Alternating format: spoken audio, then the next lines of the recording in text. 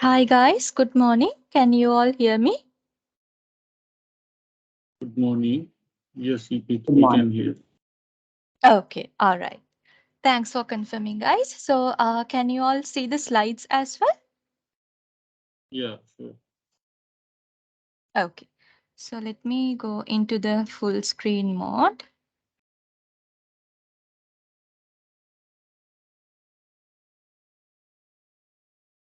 Okay, so can you see the slides in full screen?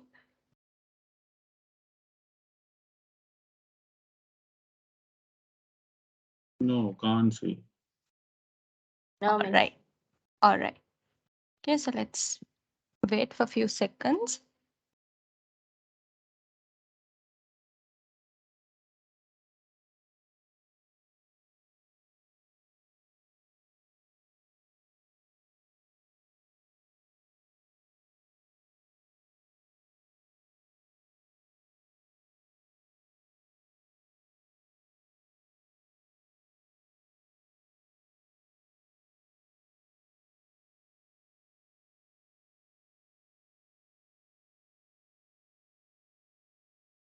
Okay, so still you can't see, is that so? Yeah, can't see. Okay, so then we'll do like this. Okay, so you all can see the content clearly written in the slides, right?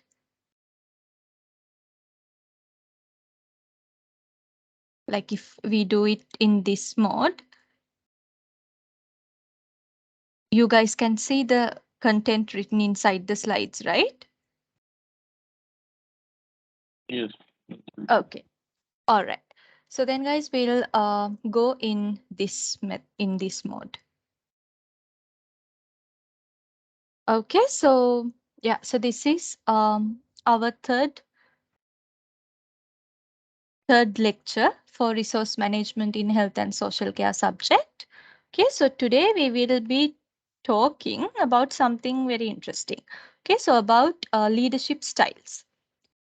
Okay, so guys, before that, can you all see that the meeting is being recorded in your screen? Yes, yes. Okay, all right. Okay. Um, all right, then all good. So yeah, so we will be talking about leadership styles or management styles. Okay, so they both are the same thing. Management styles is another word for leadership styles. They both mean the same thing. Okay, so we will be talking about management or leadership styles, and then you guys will be learning about some basic leadership styles. Some basic leadership styles means the leadership styles that we can most commonly see in workplaces. And other than those basic leadership styles, you will be learning about some other leadership styles as well. Okay, and then we will have a little bit of a conclusion at the end of the lecture about, like, we can come into a conclusion after learning about all these basic and other leadership styles. We can come into a conclusion and uh, discuss how to choose a leadership style, or else is there a best leadership style or a worst leadership style to use in your workplaces. Likewise, we can have a little bit of a discussion at the end. Okay, so yeah, so first of all, we'll start off with a little bit of an introduction about management or leadership styles. Okay, so yeah, so guys, before I tell you what are leadership styles or what are management styles, what do you all think about this word? Like, what do you think about the management styles and leadership styles? Like, what are they? Like, why do we need these management styles or leadership styles? For which purpose?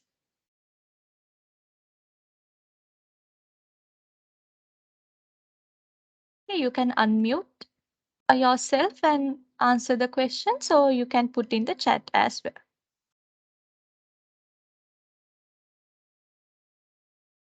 Miss, I log out what you asked, Miss. Oh, okay.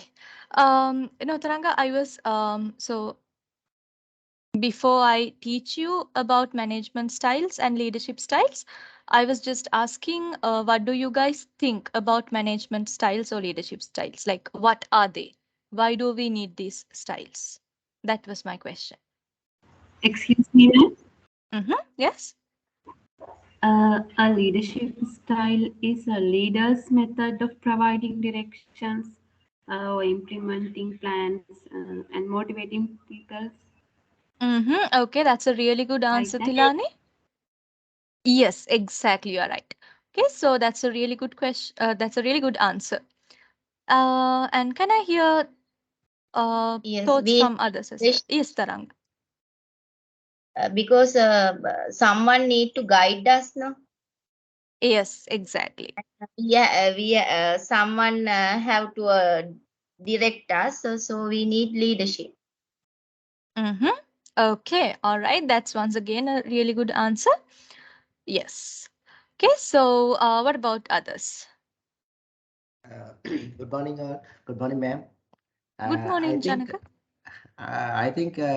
it should be a leader. Uh, Good leader is a role model, and uh, it should be a both are should be not easily handle and easily understanding for others. Exactly. Once again, that's a really good answer, Janaka. Yes, a good leader should be a role model. He or she should be able to set an example for others. Like Yeah. the other people who are working in the workplace should be able to look up to them and follow them. Right. So, yes, guys. So those are some really good answers from you guys. So all the answers that you gave are correct. Okay. So yeah. So now let's see what are management styles, leadership styles, and why do we need them? Let's discuss that in detail. Okay, so yeah, so leadership styles or management styles. Um, so a leadership style is basically a style which is used by a leader to lead others. Okay, and management styles means also the leadership, I mean management styles and leadership styles are same words, like they mean the same thing. Okay, so if you see the word management styles instead of leadership styles somewhere, do not get confused, they both are the same. So management styles is just another word for leadership styles, they both are the same thing. Okay, so some people call it leadership styles, some people call it management styles, that's it, they both mean this the exact same thing. Okay, so yeah, so leadership style. Um, so if we take the word leadership style, leadership style means a style which is used by a certain leader to lead his or her people.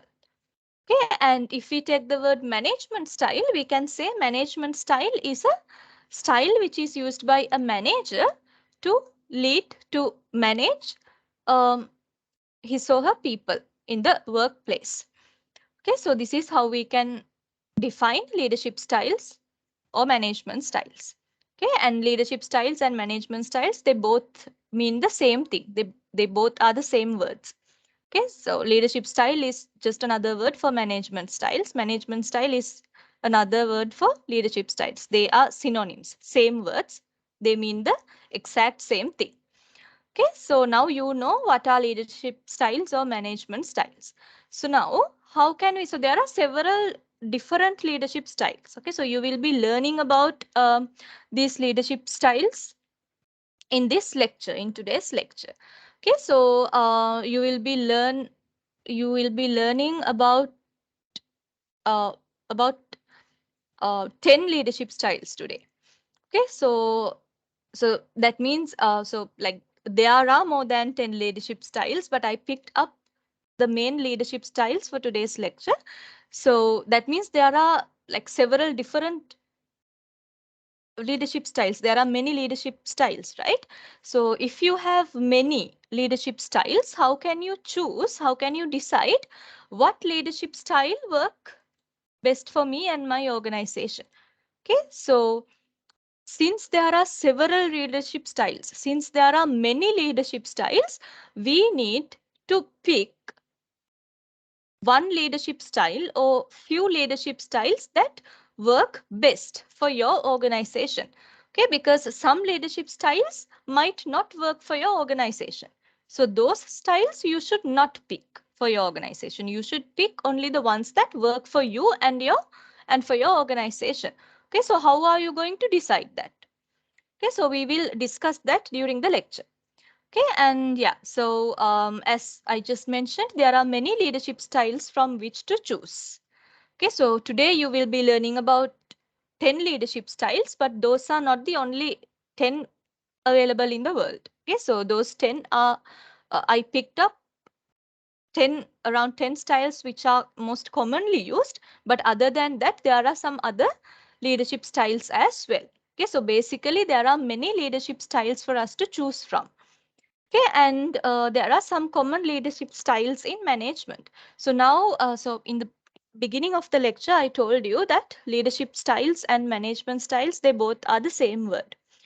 Okay, so that is why in this slide also I wrote it as management slash leadership styles. Okay, because management styles and leadership styles are similar words. They both mean the same thing. Okay, so why do we consider them as similar words? The reason is this. Okay, because if you take a workplace, you can see these leadership styles mainly in the management. Okay, so that is why these are called management styles as well. Okay, so this is why we consider we use the word management styles as well. Okay, so yeah, so that is the reason, because there are some common leadership styles in management. Okay, so there are some common leadership styles that you can see in the management of your workplace. Okay, so leadership styles are basically used by managers in your workplace or by the management staff in your workplace. So that is why we call them management styles as well. Okay, so in some places you can see the word leadership styles. In some places you can see the word management styles. So do not get confused. They both mean the same thing. Okay, so you can use both the words interchangeably because they leadership styles and management styles. These two words are same words, similar words. They both mean the same thing. Okay, so yeah. All right, so now let's see what is leadership. Okay, so before we start talking about leadership styles, we need to know what is leadership first. Okay, so leadership is about leading people. Okay, so when I asked you guys to like when I asked you guys to tell me your thoughts about management styles or leadership styles, you guys came up with some amazing answers. Like you said that like we need someone to lead us, we need someone to guide us, which is very correct. And then like you said, a leader should be a role model. He or she should set an example for the others in the workplace. The other people in the workplace should be able to look up to you and get inspired. They should be look up to you as their role model. Okay, so yes, so leadership is about leading.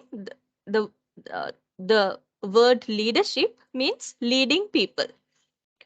Okay, so that is what leadership means. Leadership is about leading people or guide or providing guidance to people. That is what leadership means. Okay, so yeah, so if you compare the leadership in in in present generation, and if you compare the leaderships in previous generations, like if you compare the leadership in present society with the leadership in uh, past decades or in past generations, you can see a clear difference. Okay, so in previous generations, in previous decades, in previous times, we have had an autocratic leaderships. Okay, so autocratic leadership means, so you will be learning about autocratic leadership in our next few slides. So for just now, for this slide, I will explain it very briefly. Okay, so autocratic leadership means giving orders or instructions to your staff.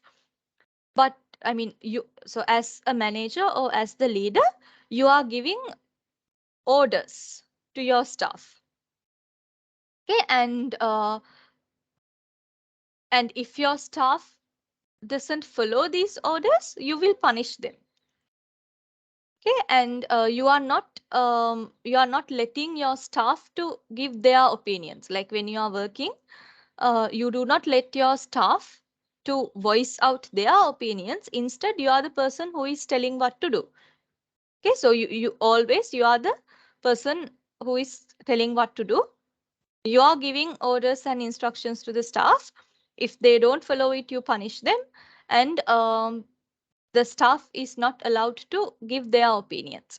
Okay, so autocratic leadership is a leadership like this, where you give your orders and instructions to the staff without hearing to their opinions. And also, if they don't follow your orders, you will punish them. Okay, so that is how autocratic leadership works.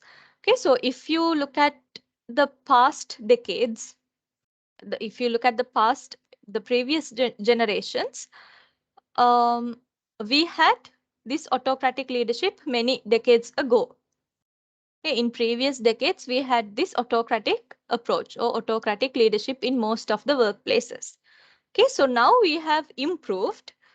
Okay, so we have come a long way now from autocratic. If you look at the present society, if you look at the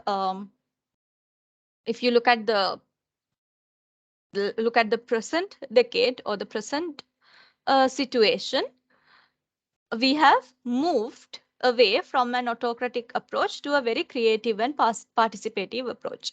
Okay, so in today's workplaces, um, they use, like most in today's society, most of the workplaces use a very creative and a participative kind of leadership instead of using an autocratic approach. Okay, because this autocratic approach is not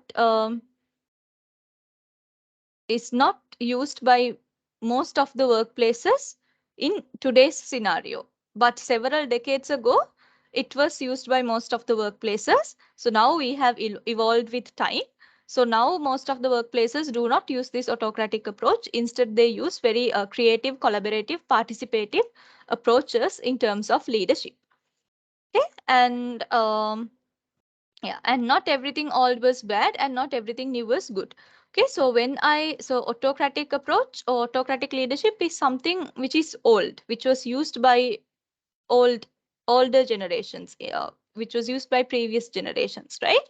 So when I explained autocratic leadership, so just now I explained what autocratic leadership means, right? I told you that autocratic leadership is about giving orders to your staff without listening to their opinions. So you might have felt that this is bad. I mean, you might have felt that autocratic leadership is bad, right? Because like autocratic leadership is about a leader just passing orders to to his or her staff without listening to the staff's opinions. So it sounds bad, right? Even when you hear it, it doesn't sound right. It sounds bad. Okay, so guys, there are some situations, even though it sounds bad, there are some situations where you have to do autocratic leadership. Okay, so that is why it says not everything old was bad. Okay, so just because the autocratic leadership was used by previous generations or older generations we can't say it's bad just because it was old or just because it sounds wrong. We can't say it is bad because there are some situations where you have no other option other than following an autocratic approach.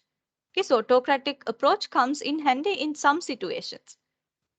Okay, there are some situations where you have to use autocratic approach. Okay, so that's what this sentence means. Just because it was old or just because it sounds wrong, just because it sounds rude or mean, it doesn't mean that autocratic approach is useless. It is useful in some sort of situations. Okay, and not everything new was good. Okay, so I just told you that I just mentioned that in today's society, in today's generation, we use creative and participative leadership styles. Okay, so these creative and participative leadership styles sound very nice, right?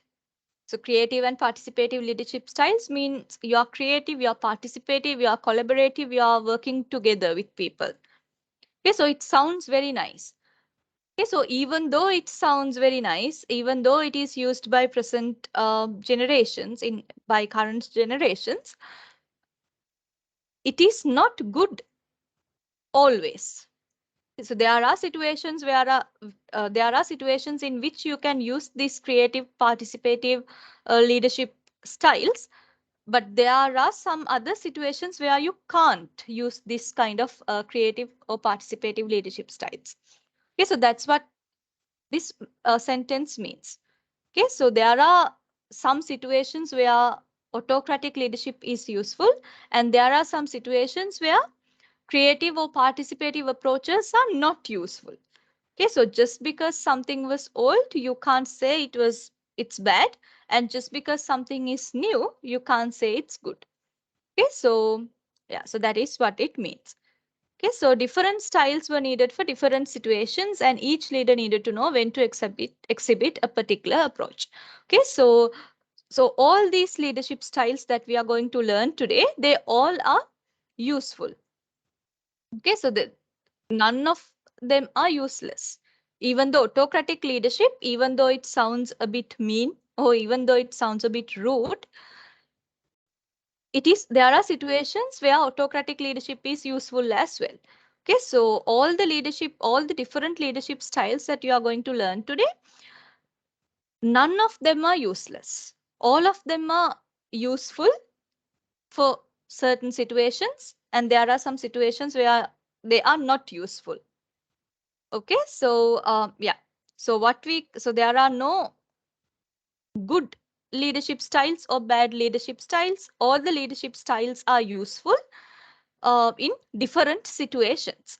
Okay, so as a leader or as a manager, you need to adapt according to the situation. Okay, you need to choose your leadership style according to the situation.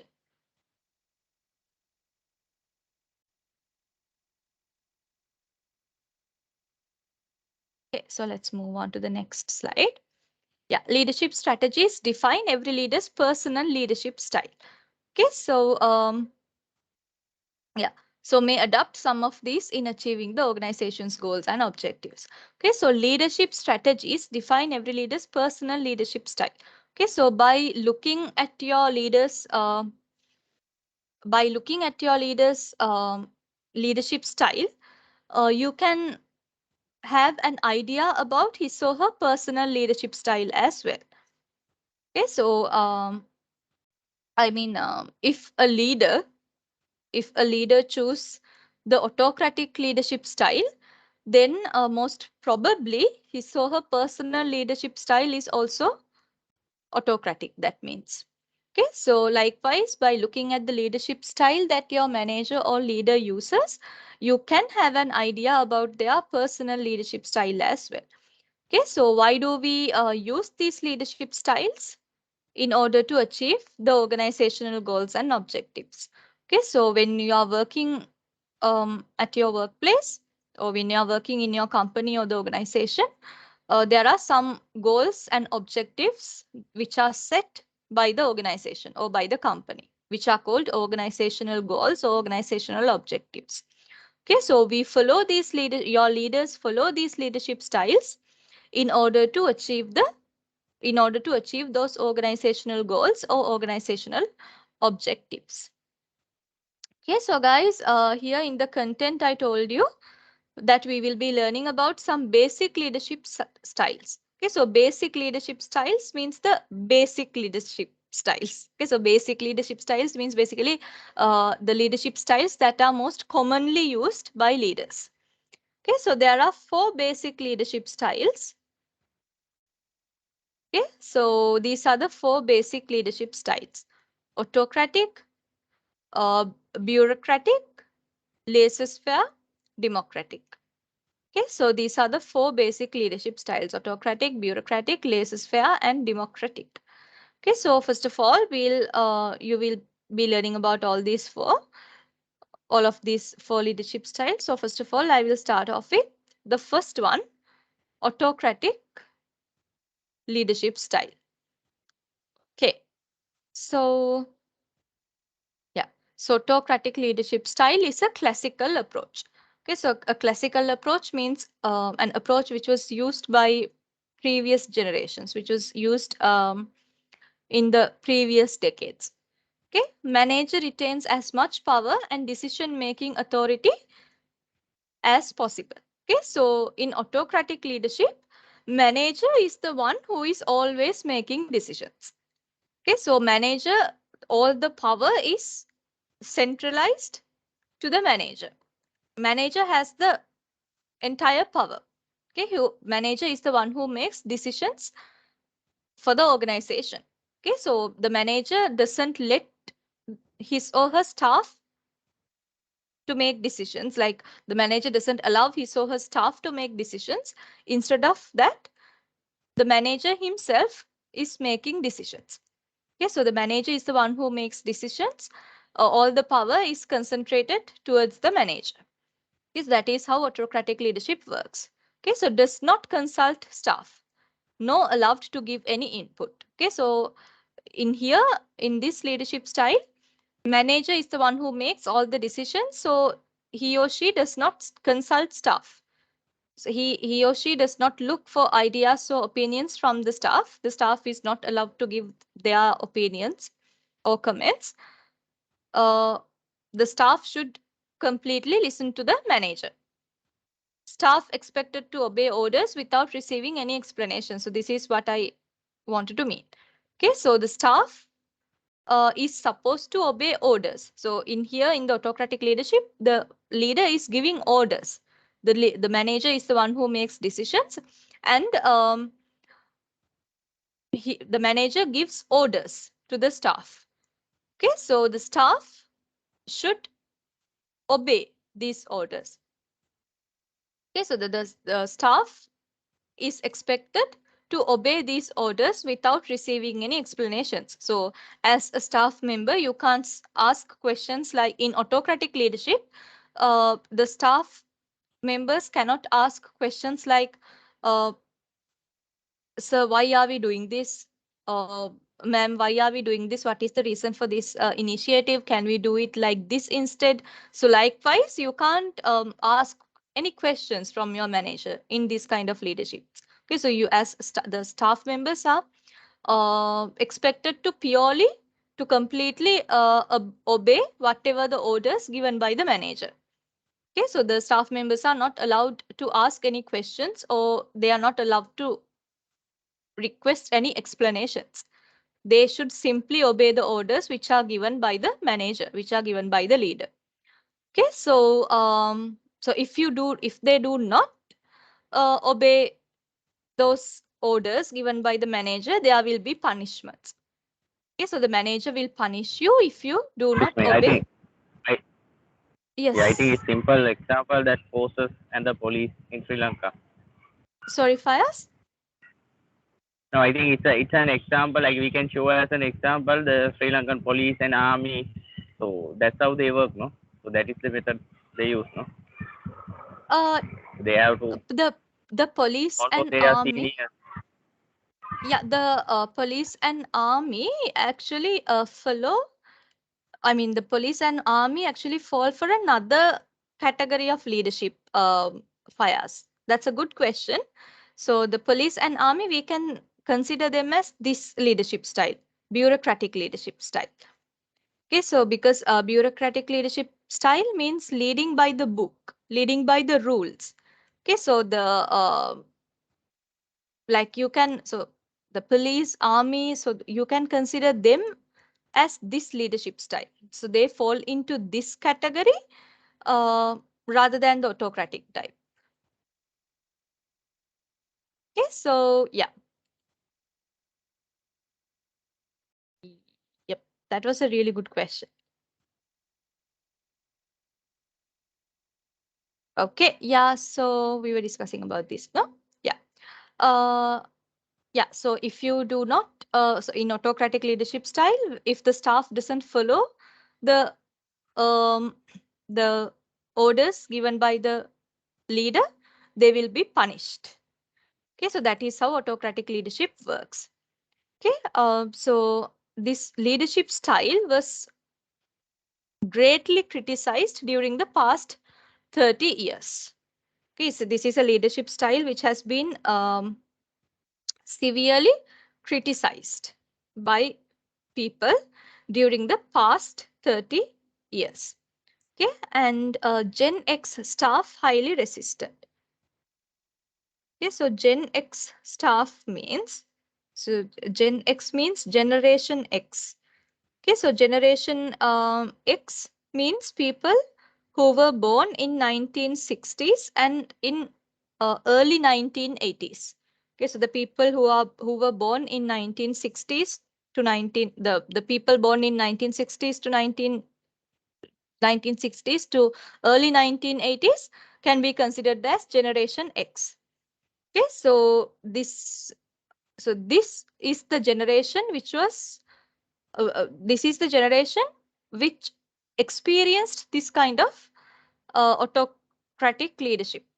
Okay, so the people who were born in 1960s to early 1980s, they are the people who kind of experienced this leadership style. Okay, so because in mid 1980s, this leadership from mid 1980s onwards, this leadership style was greatly criticized by people. Okay, so the people moved on to some other leadership styles from this style. Okay, so the people who were born in 1960s to early 1980s, they are the people who went through this leadership style in their workplaces. Okay, so autocratic leaders rely on threats and punishment to influence staff. So autocratic leaders, this is how they influence their staff. Autocratic leaders influence their staff members by giving threats and punishment. Okay, so if they give an order and if the staff members didn't follow that order, the staff will be punished or threatened. Okay, so that is how autocratic leaders work. Okay, so autocratic leaders do not trust their staff, do not allow for employee input. They are not allowing their employees to give their opinions. Okay, so you are, as employees or as staff members, you are not allowed to give any input. Input means basically opinions. Okay, so yeah, so autocratic leaders do not let their staff or do not let their employees um, voice out their opinions. They are just simply passing orders to them without listening to their opinions. Okay, so autocratic leadership. Okay, so now this, so autocratic leadership sounds very harsh and sounds very rude, right? But guys, there are some situations where autocratic leadership is useful. Okay, so yeah, so these are the situations where autocratic leadership is useful. So can you take any guesses? Like, can you tell me your thoughts? Like, the situations, what are the situations where autocratic leadership is useful? What can be those situations?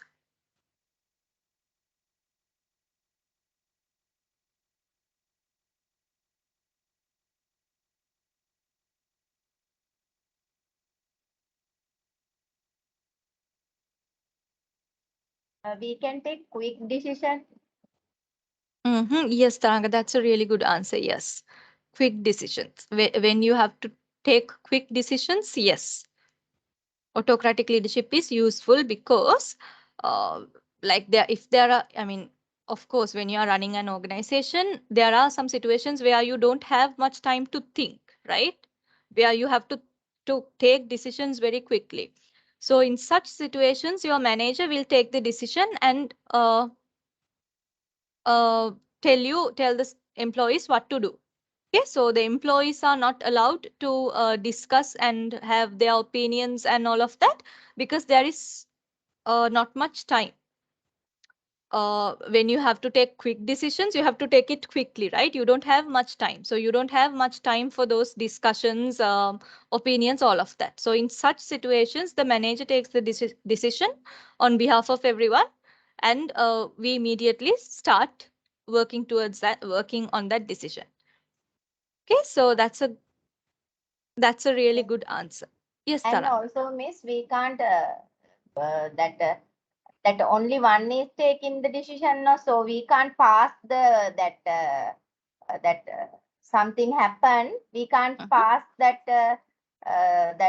what is that called, error to others, no. Exactly, the blame, right? You can't blame on Yeah, others. yeah, blame. I forgot the word.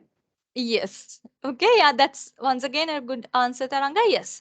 Okay. So, yeah. So since, yeah, in such cases, uh, like since, as you very correctly said, only one person is taking the decision. So um, if it goes wrong, like you can't blame on the others as well because you are the one who took the decision, right? So you have to, if it goes right, you take the credit. If it goes wrong, you have to take the blame as well. Yeah, Putin and Queen Elizabeth. So more than, yeah, so the best example we can give for autocratic leadership is actually Hitler. Like Hitler is considered as an autocratic leader. Okay, because most of the time what he did was like just passing orders to people, to his followers. Yes. There are some workers, they always reject the management. They do not obey their decisions. Mhm. Like that situation. Exactly, Tilani. That's a brilliant answer. Yes. Okay, so there are some very like, as you said, there are some very troublesome staff members sometimes. Like you said, they always reject the management. They don't listen to their managers. They don't take their leaders or managers seriously. Okay, so in such situations, you can't behave with them in a friendly manner. Okay, in such situations, you have to be tough. Okay, so autocratic leadership is useful in such kind of situations as well. Okay, so those are some really good answers, guys. So yeah, so basically those are the situations where you can use autocratic leadership. Okay, so we can't say autocratic leadership is always bad. Okay, so there are some situations where it is useful as well. Okay, so these are the situations where it is useful. Okay, so you can use this autocratic leadership is an effective style to use when new untrained staff do not know which tasks to perform or which procedures to follow. Okay, so this autocratic leadership style is effective when your staff members are new or untrained. Because when your staff members are new or untrained, they are not knowledgeable enough to work on their own, right? When they are new or untrained, they are not knowledgeable enough. They are not knowledgeable enough uh, to work independently. Okay, so there should be someone who passes orders, and there should be someone to pass orders and guide them instead. Okay, so autocratic leadership is useful in such situations as well. Okay, effective supervision provided only through detailed orders and instructions. Okay, so in autocratic leadership, the supervision is provided uh, through the supervision is provided as orders or a set of instructions. Do this, do that, do this, likewise. Okay, so the supervision is provided as orders. Okay, so staff do not respond to any other leadership style. So this is what Tilani mentioned in her answer. Okay, so if your staff doesn't respond to any other leadership styles, for example, if your staff members are very like if your staff members do not take the leaders or managers seriously, if they, I mean, like there are some staff members like no matter what you say, no matter what the managers say, they don't listen to them at all, right? So in such situations, you have to be a little bit tough on them. So likewise, if your staff does not respond to any other friendly leadership styles, unfortunately, you have to follow this leadership style, autocratic leadership style. Okay, limited time in which to make a decision. We discussed just now. So this is what Taranga mentioned. Okay, so when there is a limited time, when there is a very little time for you to make decisions. Okay, so if when you have a limited time, you don't have enough time to discuss things, right? You don't have enough time to hold meetings, gather all the employees, discuss among them, come to conclusions. You don't have all that. You don't have time for all that. Yes, when the time is limited, the time is limited. You don't have time to waste to hold meetings, discuss and do all of that. Okay, so you have to make decisions very quickly when the time is limited. Okay, so in such situations, the manager will take charge. The manager will make the decision on behalf of everyone. So the staff members are supposed to follow those decisions.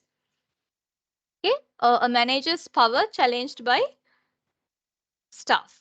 Okay, so yeah, so a manager's power challenged by staff is also um, it's a quite similar point to this. Okay, so when the manager is challenged by staff. Okay, so like if as a manager, if you feel like your staff members are not like appreciating you, like if your staff members are not cooperating with you well, if like no matter what you say, the staff members do not take you seriously, they do whatever they want, they don't listen to you. Okay, so that is a challenge, right? So as a manager, if you are challenged by your staff, like if they do challenged by staff means the challenges which come from the staff, like uh, if they don't follow, I mean, if they don't listen to you, if they do not take your decisions seriously, or like if the staff members are not doing their job properly. So these are challenges, right?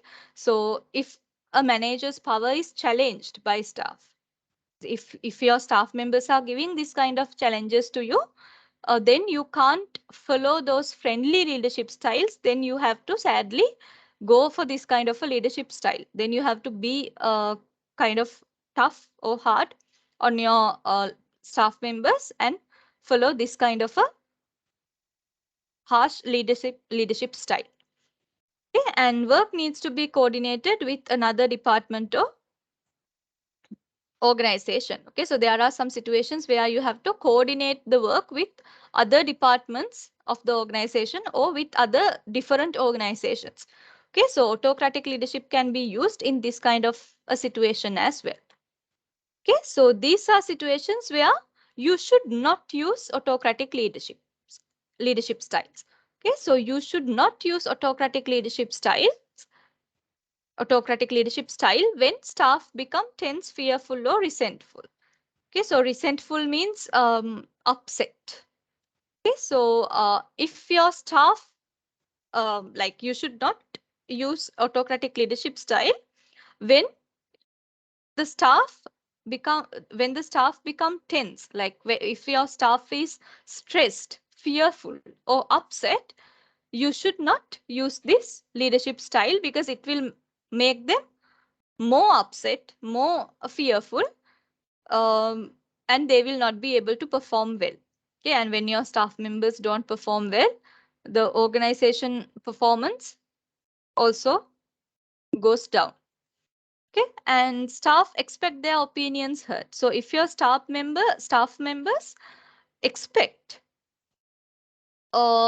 expect you to hear your opinions. So there are staff members who like to voice out their opinions, right? There are staff members who like to give their opinions and give their ideas.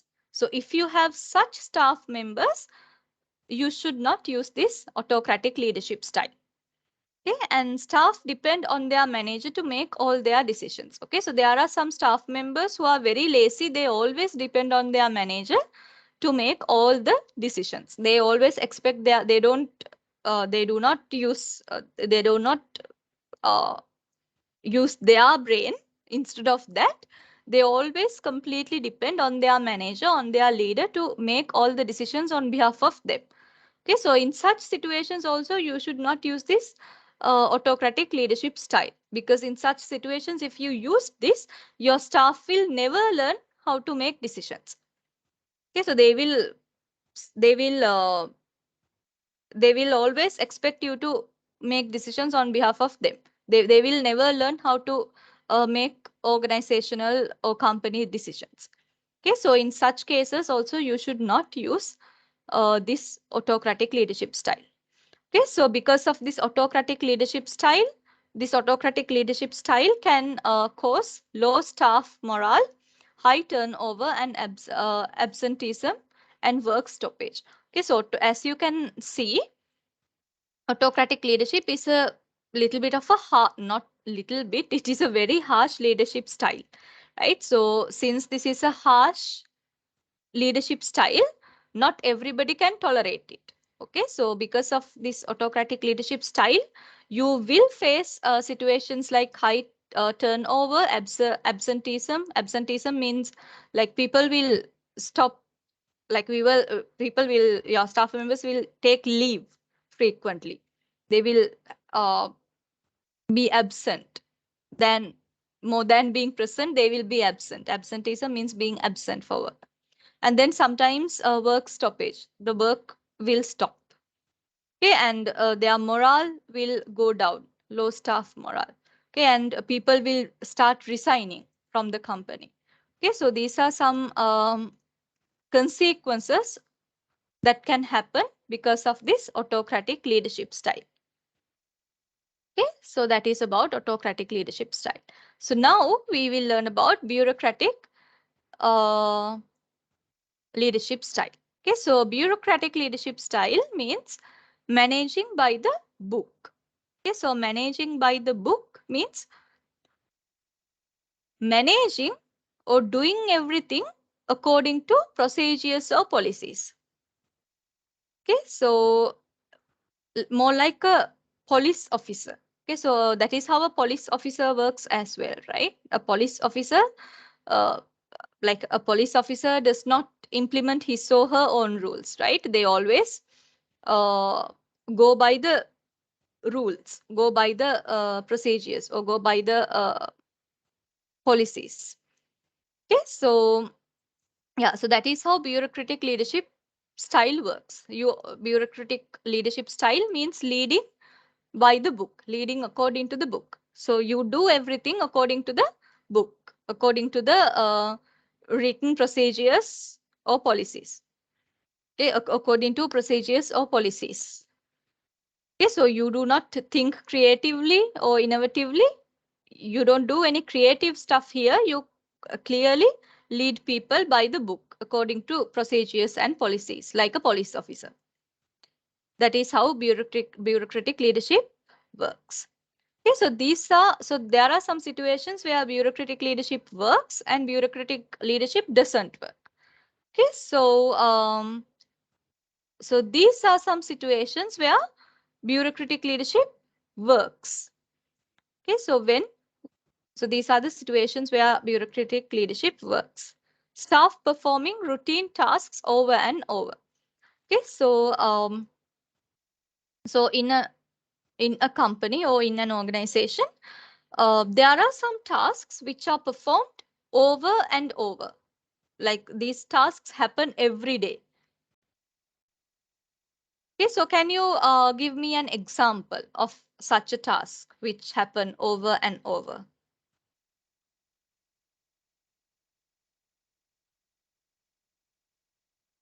Like things that happen at a workplace, like every day?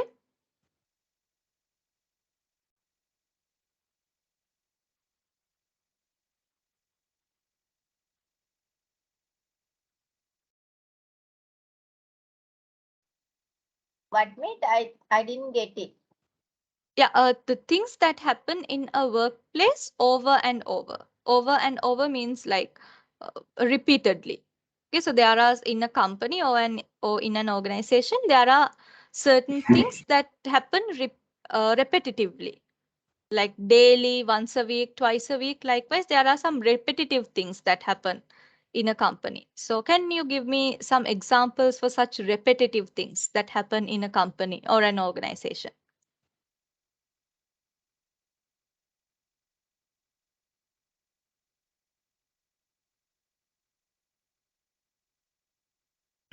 The workers, they are not coming to work on time. Yes, Tilana. Yes, very good. Yeah, the workers not coming to work on time. Yes, that can happen repetitively, and especially as a leader, if as a manager, if you do not take any action against it, it can happen repetitively. Okay, so and I will tell. So with that answer, I will tell you another example. Leaves. Okay, so leaves can also happen like that. I mean, uh, like there can be staff members who take leaves frequently, repetitively. Like for example, like every month he or she takes 2 leaves like that. Okay, so there are people like that. Okay, so as a manager, once again, if you do not take any initiative on that, they will keep repeating it. It will become something repetitive. Okay, and also guys, we can consider meetings as something repetitive as well, because for example, if you take a manufacturing company, for example, let's say a food manufacturing company. Okay, so in food manufacturing companies, we usually have repetitive meetings. Like we usually have a small a 30 to 40 minutes kind of a meeting every day to talk about the product, to talk about the production process that happened in each day. For example, like, so today is 18th September, right? So yeah, so in 18th September, for example, in let's say in on 18th September, um, at 9 p.m., the production department staff members will gather at the meeting room to talk about the production process that happened yesterday on 17th September. Okay, so how many how many packets of biscuits were produced on that day within those 24 hours, and how many uh, how many chocolates were made within those 24 hours. Likewise, to talk about the numbers, they will and if like were there any machine breakdowns yesterday, were there any injuries happened in the production line. So likewise, to talk about these kind of details, you can set up daily meetings. Okay, so whatever happened today will be discussed tomorrow uh, in the tomorrow's meeting on 19th September. Okay, so meetings can be repetitive as well. Okay, so this bureaucratic leadership is useful when staff performing routine tasks over and over. Okay, so the bureaucratic leadership is useful when your staff performs repetitive tasks. Okay, and it is also useful when your staff need to understand certain standards or procedures. Okay, so for example, we just discussed being late to work, right? So being late to work is an issue because your staff should understand that there is a standard that they should report to work on time. I mean, it's a standard in any company, right? Being punctual is a standard. Okay, so the staff should understand these standards.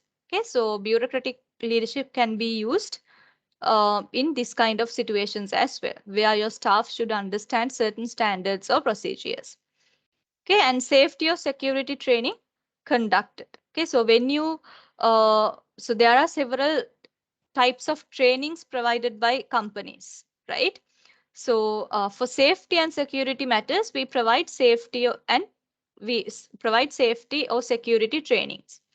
Okay, so in safety or security trainings, you should not give your ideas, right?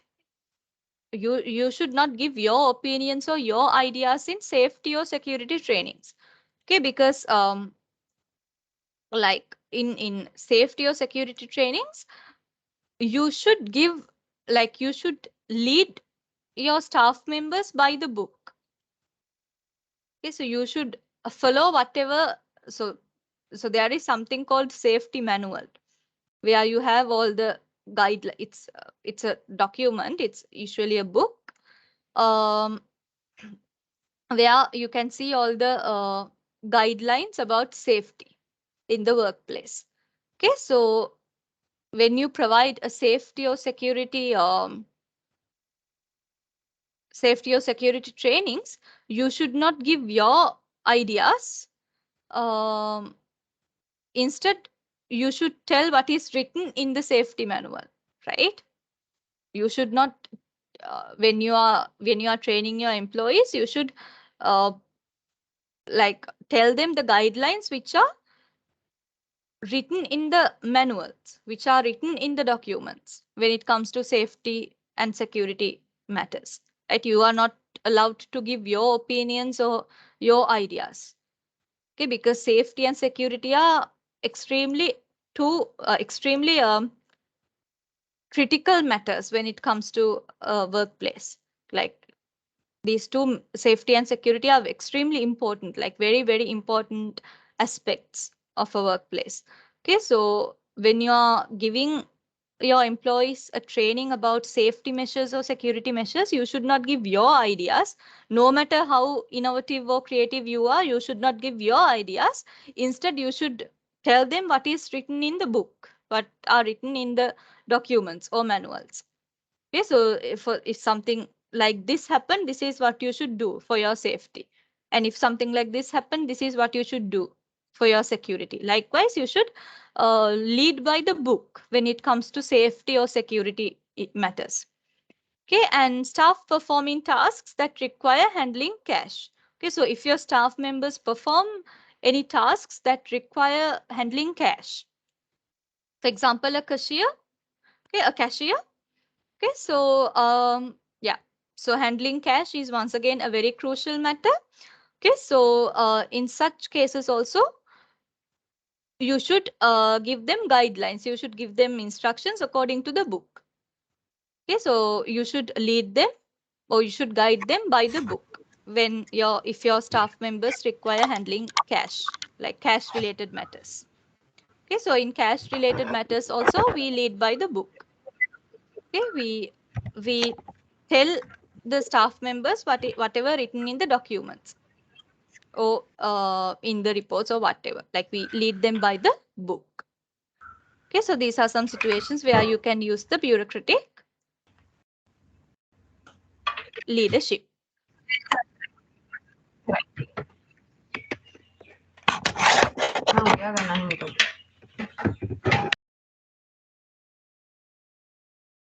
Okay, so yeah, so these are situations where bureaucratic leadership is not effective. Okay, so yeah, so now let's see what are the situations where bureaucratic leadership is not effective. Okay, so when work habits form that are hard to break, especially if they are no longer useful. Okay, so if there are any work habits which are no longer useful, so certain work habits will be outdated, right? For example, if you take taking attendance, okay, so like now we have fingerprint machines, right, for the attendance. Like before the fingerprint machines were invented, what was usually practiced at workplaces was writing your name on a book and signing in front of your name. Put the date, write your name, and sign in front of your name. That is the practice. That was the practice which was used by most of the employees back then when the fingerprint machines were not there. Okay, so once the fingerprint machines were available, we stopped signing on books and started putting our fingerprint, right? Yeah, so there are some, so writing your name on a book and signing was a work habit which was outdated. Okay, so there are some work habits like that which can be outdated with time. When you evolve with time, certain work habits will be outdated, will be no longer useful. So in such cases, bureaucratic leadership style is not effective because bureaucratic leadership style is leading by the book, right? So if you have a bureaucratic a leader, they will not let you go for fingerprint machines. They will ask you to write your name and sign and follow that procedure even in 2022, 25, 23, like no matter of the year. If the leader is bureaucratic, they will not let you go for the fingerprint technique. They will ask you to write on the book instead for the attendance.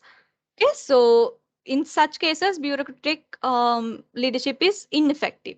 It's not effective, right? So when there are work habits that are no longer useful, this leadership style is not effective because when certain work habits are not useful, you should be able to stop doing them and go for something effective.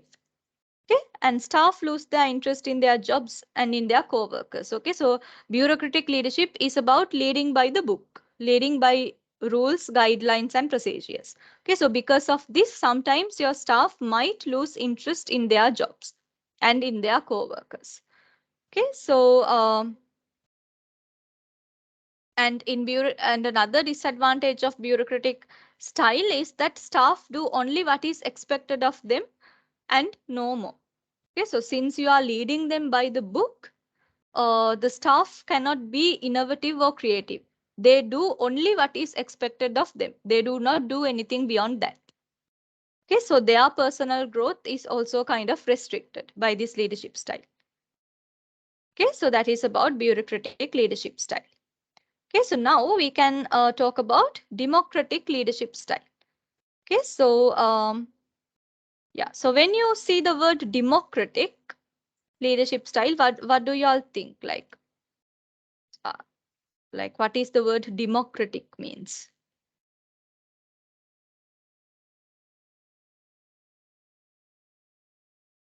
Okay, can you take any guesses about this leadership style? What does this mean? I think mm, uh, getting decisions from independently. Exactly, Janaka. That's a really good answer. Yes. Okay, so democratic means in democratic leadership style, you as a manager, you let your staff members to give out their opinions as well. Okay, so in autocratic leadership style, as a manager, you pass the orders. You do not let your staff give their opinions.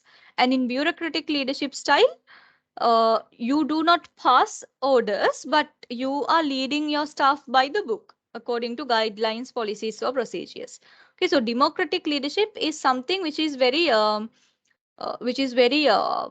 like progressive compared to autocratic and bureaucratic leadership styles, because in democratic leadership style, um, you let your staff members to participate.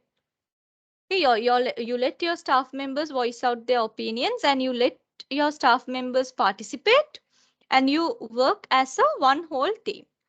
Okay, so democratic leadership style is also known as participative style, because in this leadership style, everybody participates, not only the managers, even the staff members, all the staff members, everyone participates, and all of them work as a one whole team.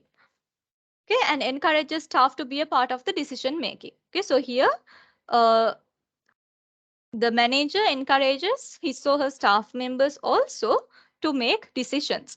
Okay, so manager instead of manager making all the decisions, manager gets together with all his or her staff members, and the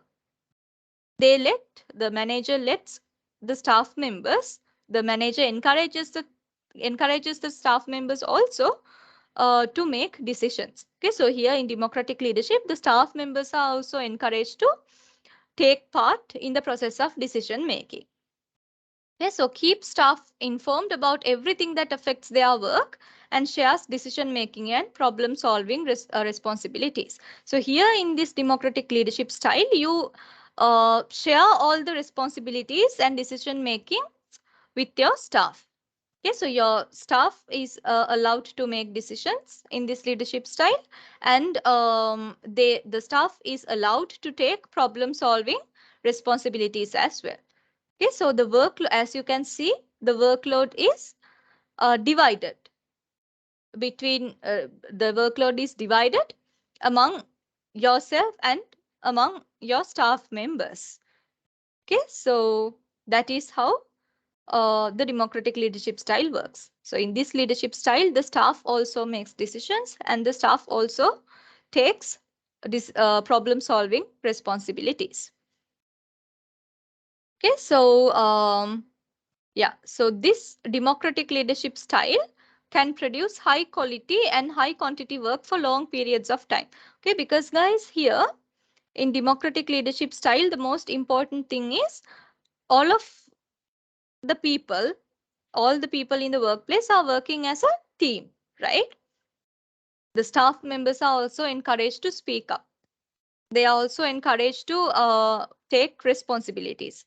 Like basically everybody is taking part in everything. Like you perform as a team. So because of that, you can produce high quality work, and you can produce high quantity of work as well. Okay, so the amount of work you can do is more. So when you are working individually, the amount of work that you can, the amount or the quantity of work that you can do is very less, because you are just one person. But if you are working as a team, the amount of work or the quantity of work that you can do is more. Okay, so this democratic leadership style uh, helps you to produce high quality work and high quantity of work. A staff like that, and another advantage is that staff like the trust they receive and respond with cooperation, team spirit, and high morale. Okay, so in democratic leadership, you are letting your staff make decisions, you are letting your staff take responsibilities. So because of that, the staff will feel encouraged. They will like the trust that they are receiving, and because of that, due to that, they will start responding with cooperation, team spirit, and high morale. Okay, so those are some two advantages of this leadership style. Okay, so yeah, so a democratic leader always develops plans to help staff evaluate their own performance. Okay, so in democratic leadership, as we discussed, you let your staff make decisions, you let your staff take responsibilities. So because of that, the staff members will improve their own personal performance as well. The staff members are getting a chance to improve their own personal performance. Okay, so this leadership style allows staff to establish goals. Okay, so this leadership style encourages the staff members to establish their goals. And it also encourages the staff members to grow on the job and be promoted. Okay, because when you feel encouraged and when your performance is better, there is a high chance that you will be promoted. Okay, because in the previous slide we discussed that this democratic leadership, because of the democratic leadership style, the staff will like the trust they like the trust that they receive. So they respond with cooperation, team spirit, and high morale, and they can produce high quality work, and they can do a high amount of work, a high quantity of work. So with all of those things, that at the end of the day, their personal performance will go high, right? So when your performance is high, when your performance is good, there is a high chance that you will be promoted. Okay, so that is a good consequence of this democratic leadership. The staff members' performance will improve, and the improved performance will lead to things like promotions.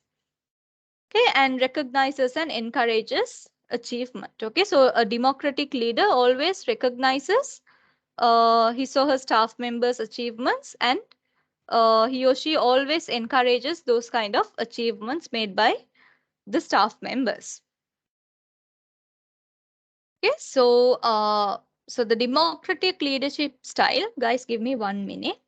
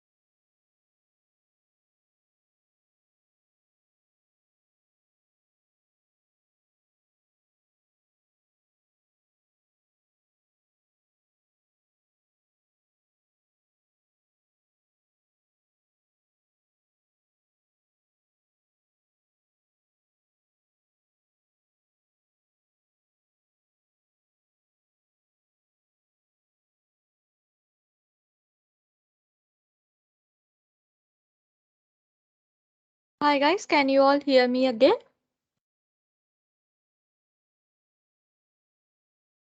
Yes, ma'am.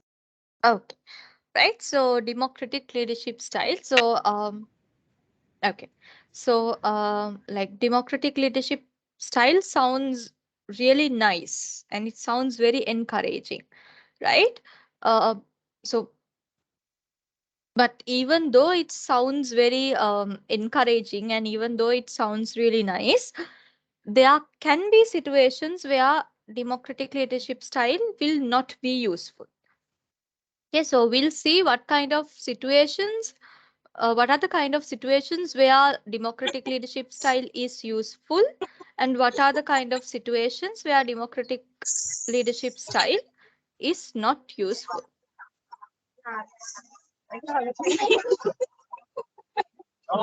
හැබැයි ඔහොම වෙන අය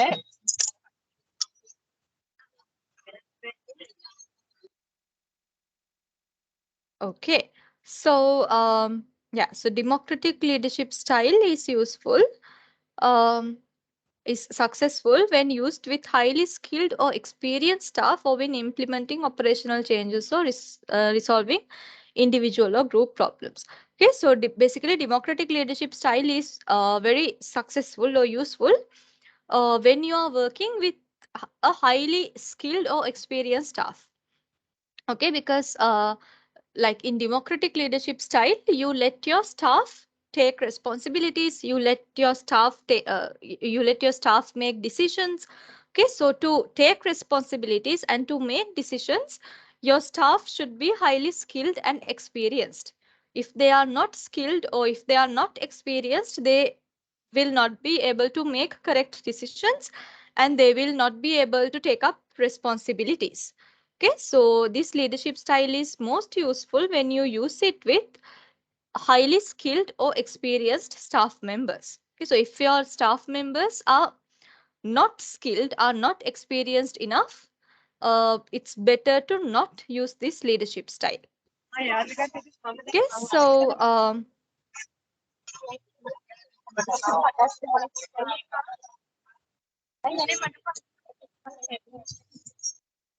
okay, so yeah, so democratic leadership should not be used when not enough time to get everyone's input.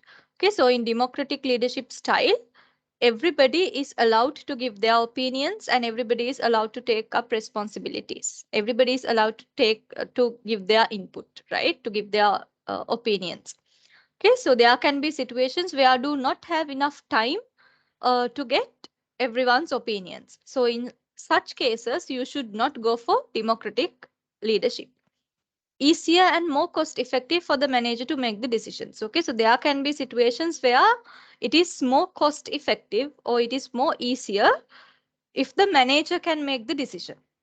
Okay, so in such cases, you should let the manager make the decisions and should not follow democratic leadership style. Okay, and there can be situations where you can't afford mistakes. Okay, so guys, in a company, mistakes means losing money, right? Like every time you in a company, in an organization, every time you do a certain mistake, like that mistake costs a certain amount of money, right? When you do mistakes, you lose money, right? In when you do even a small mistake, so every mistake has a certain cost. Okay, so there can be situations where you cannot afford mistakes. Okay, so sometimes if I mean especially if the organization is a small organization, if the company is a small company, you have a tight budget, right? Your budget is tight, you do not have lots of money. Okay, so in such cases you have to make sure uh, to handle your money or handle your finances very carefully. You have to make sure that you do mistakes as least as possible, so that the money or the finances that you have will not be wasted. Okay, because when your budget is tight, when your finances are tight, you can't afford mistakes, you can't lose money for mistakes. Okay, so in such situations where you can't afford mistakes, where you can't lose money for mistakes, you should not use this kind of a democratic leadership style. Okay, you can go for either the autocratic or the bureaucratic leadership styles. Okay, and manager feels threatened by this type of leadership. So if the manager feels threatened by the democratic leadership style, he or she should not continue this leadership style. He or she should change his or her leadership style to something else. Staff safety is a critical concern. Okay, so when the staff safety is critical, so if any of your staff members have a critical safety related concern, for example, if your staff member has a certain safety related issue, you should not hold meetings and discuss that with everyone, right? You should take immediate action if your staff members have safety issues, right? Like you should not take meetings, discuss with everyone, take 3 weeks or 1 month or 2 months to solve the safety problem. Okay, so safety problems are very critical. You should not waste a lot of time to solve those problems. You should act immediately, as uh, as quickly as possible. Okay, so in such situations also, you should not use democratic leadership styles. Okay, so you can use either autocratic or bureaucratic leadership styles. Okay, so these are the situations where you should not use democratic leadership. Okay, so now you know what is democratic leadership style. Okay, so now These are the situations where democratic leadership is effective. Okay, so the democratic leadership is most effective in these kind of situations. Okay, so when you want to keep the staff informed about the matters that affect them. Okay, so whenever you want to convey some information to your staff members, this leadership style is very effective. Okay, and want staff to share in decision making and problem solving duties. So when you want your staff members to take up duties and to be engaged in decision making process, this leadership style is very effective. Wants to provide opportunities for staff to develop a high sense of personal growth and job satisfaction. Okay, so if you're if you want your staff members to to improve their personal growth and to increase their job satisfaction, this leadership style is very effective, because in this leadership style, you let your staff members take decisions, you let your staff members take up certain duties and responsibilities. So this leads to high personal growth and high job satisfaction for your staff members. Okay, and a large or complex problem that requires lots of input to solve. Okay, so when you are running an organization, there can be um, certain large, big problems or complex problems um which are difficult to tackle. Okay, so in such cases, everybody should get together and everybody should give their opinions to solve this problem. Okay, so there are certain problems that you cannot solve by your own self. Like there are problems for which you need other people's opinions as well.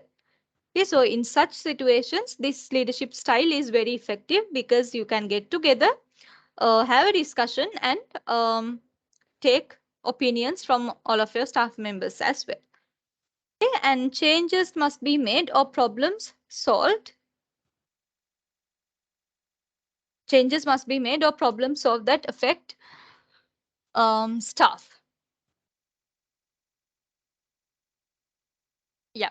So if there are any changes or problems that affect your staff members, to solve those issues, like if your staff members are facing some challenges or some sort of problems, um, you should let you should let your staff members uh, give their opinions. You should allow your staff members to talk about those challenges and problems, right? So in such situations also, this democratic leadership style is very effective. Want to encourage team building and participation. Okay, so in democratic leadership style, everybody is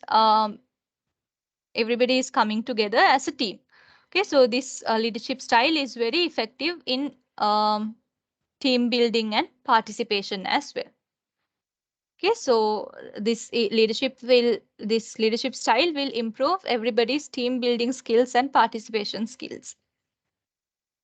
Okay, so that's about democratic leadership style. Okay, so now we can move on to discuss about the next leadership style, which is laissez-faire leadership style. Okay, so laissez-faire leadership style is also known as the hands-off style. Okay, so why do we call it the hands-off style? Okay, so as you can see in this picture.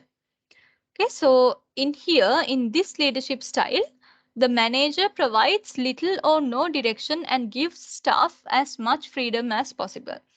All authority or power given to staff, and they determine goals, make decisions, and resolve problems on their own. Okay, so in laissez-faire leadership style, what happens is the manager provides very little or no direction. Okay, so the manager provides very little or no guidance and gives staff the freedom as much as possible. Okay, so in this leadership style, in laissez-faire leadership style, the staff members are given as much freedom as possible. Okay, the freedom is given to the staff members to determine goals, to make decisions, to solve problems, to do all these things. You give complete freedom to your staff members. As a manager, you provide a very little amount of guidance, or sometimes you do not provide guidance at all. You give complete freedom to your staff members. Okay, so this is to so you give complete freedom to your staff members to make decisions and to solve problems and to determine goals. Okay, so you do not you have, as a manager, you have very little or no intervention. Okay, so you provide very little or no guidance to your staff members. You give freedom as much as possible to your staff members. That is how laissez-faire leadership style works. And that is also why this style is known as the hands-off style, because you keep your hands off. Okay, you provide little or no direction. You provide very little amount of guidance, or sometimes you do not provide guidance at all. You give complete freedom to your staff members. So basically you are keeping your hands off. Okay, so that is how this leadership style works. Okay, so this leadership style is effective in what kind of situations? Can you can you take any guesses? Like in what kind of situations this kind of a leadership style can be effective?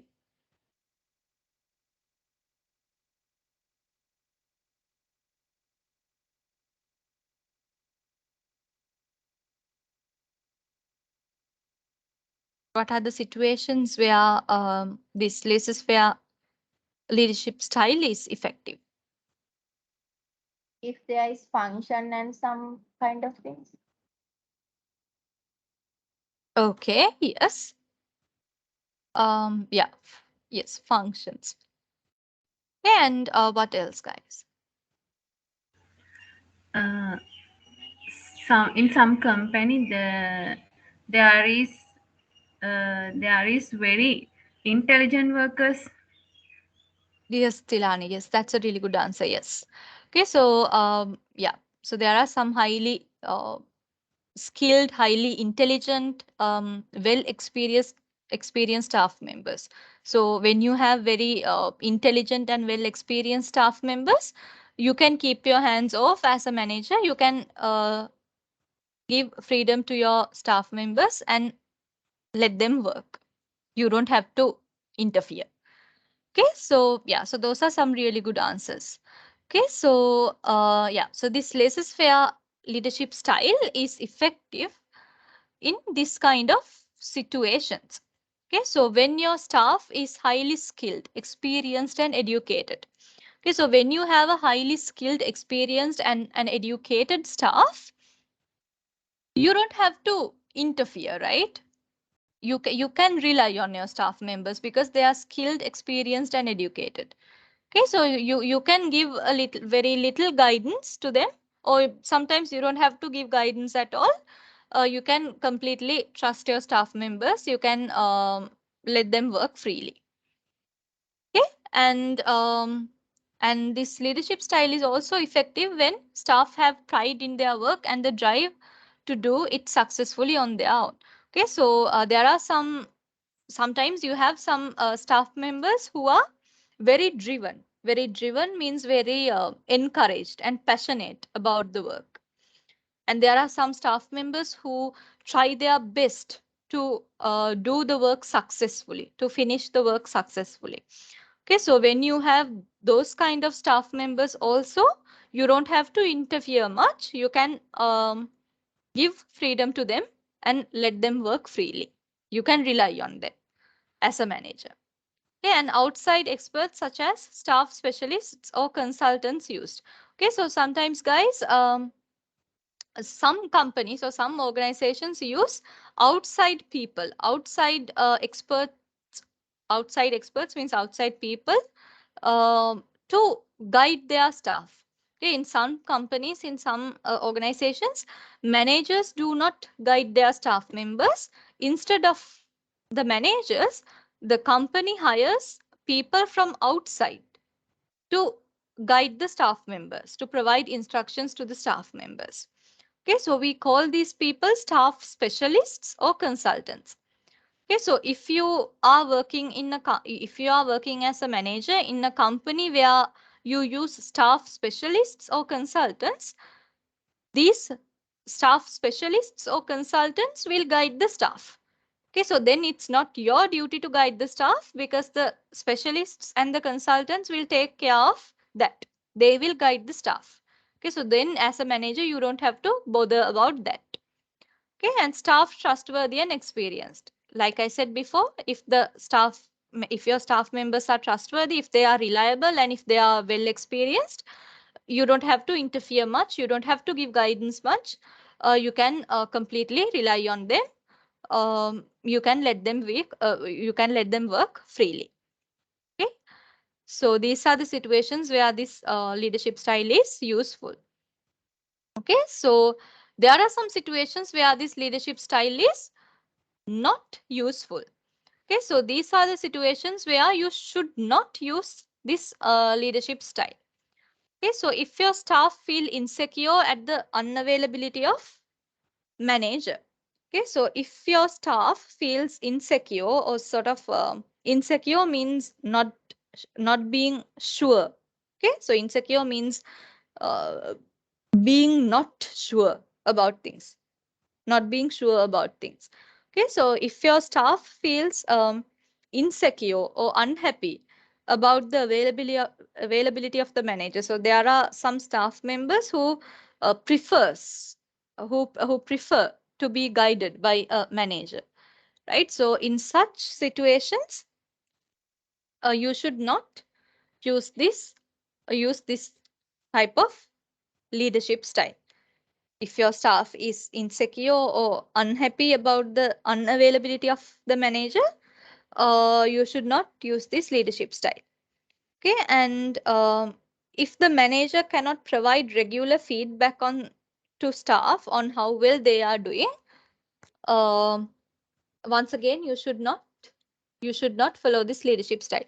So guys, here in this leadership style, I told you that in this leadership style, the manager is not interfering much, right? The manager trusts his or her staff members, so he or she allows the staff members to work freely, without giving much guidance or directions.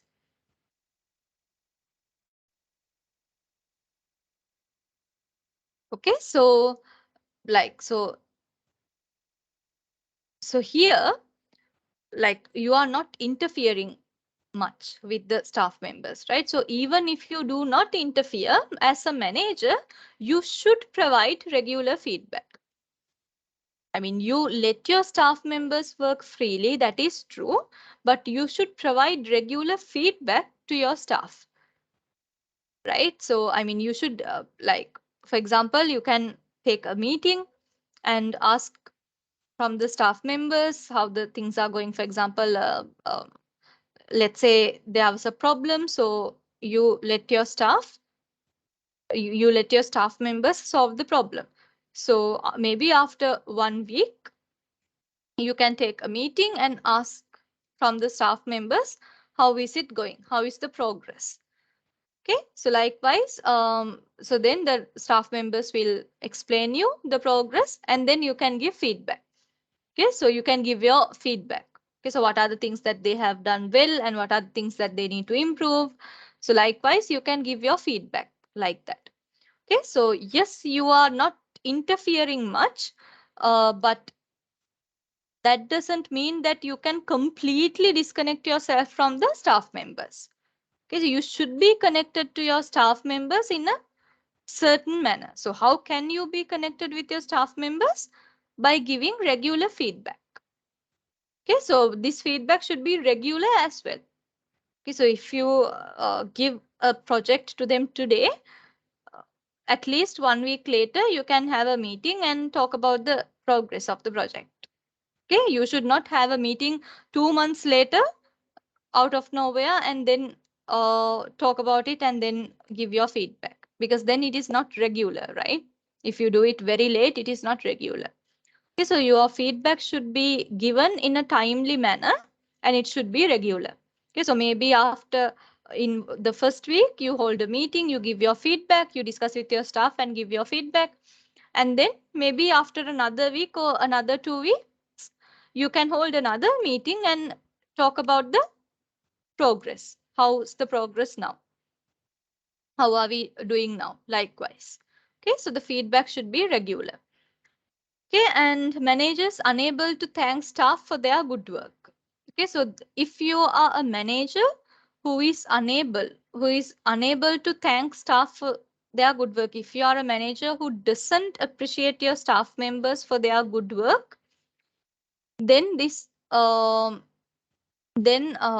leadership style is not effective. Okay, because in this leadership style, the staff is working independently, right? So they require they deserve to be appreciated for their independence. So the staff members deserve to be appreciated for working independently. So if you are a manager who is unable to appreciate your staff members' good work, then this leadership style is not effective. Okay, and the manager doesn't understand his or her responsibilities and hoping the staff cover for him or her. So like if you are a manager who doesn't understand your responsibilities and if you completely like 100% rely on the staff, once again this leadership style is not effective. Because guys, here like you provide little or no direction, that is true. But that doesn't mean, as I mentioned earlier, that doesn't mean that you can disconnect yourself completely from the staff members. අර ඕනේ දෙයක් කරගත්තාව කියලා you can't disconnect yourself. Like staff members ලා ඕනේ විදිහට ඕක කරයි මං එච්චර බොද වෙන්න ඕනේ නෑ ඕක ගැන කියලා you can't disconnect yourself completely. That is wrong. Okay, so that is why in the second point I said, even though you let your staff members work independently, you should provide them feedback. Okay, so that is how you keep being connected to your staff members by providing feedback.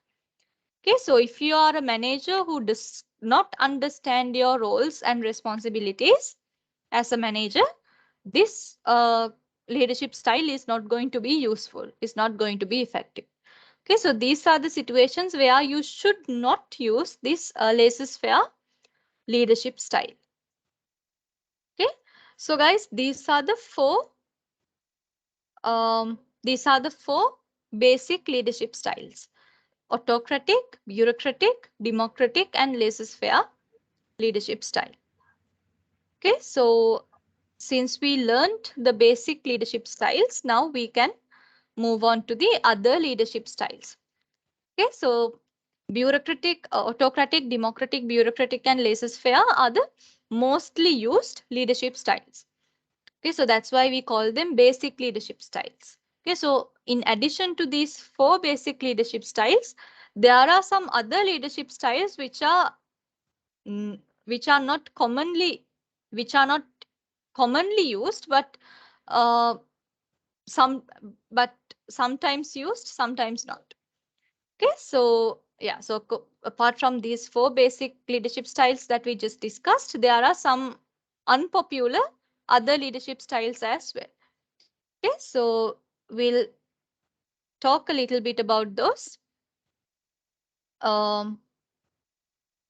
unpopular other leadership styles. Okay, so transformational leaderships. Okay, so in transformational leadership, what happens is you transform people. Okay, so you need a transformational leadership to respond to a dynamic environment. Okay, so a dynamic environment means an environment which changes frequently.